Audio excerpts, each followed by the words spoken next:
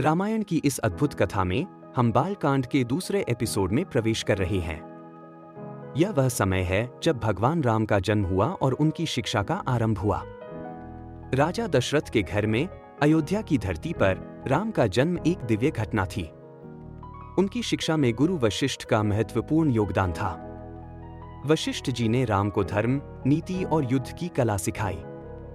अब इस एपिसोड में एक महत्वपूर्ण मोड़ आता है। विश्वामित्र, जो एक महान ऋषि हैं, अयोध्या में आते हैं।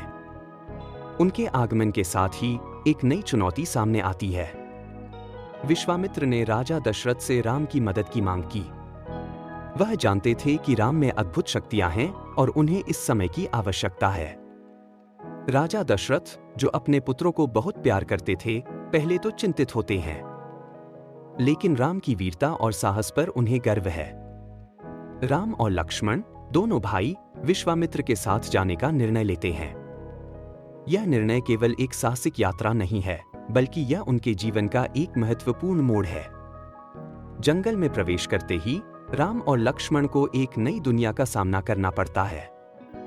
पहली रात का अनुभव उनके लिए अद्वितीय होता है। अंधेरे में जब जंगल की आवाजें गूंजती हैं, राम और लक्ष्मण एक दूसरे का सहारा बनते हैं। यह रात उन्हें एकजुट करती है और उनकी मित्रता को और मजबूत बनाती है।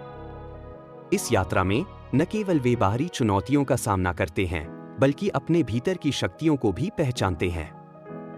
यह अनुभव उन्हें सिखाता है कि साहस और एकता में कितनी ताकत होती है।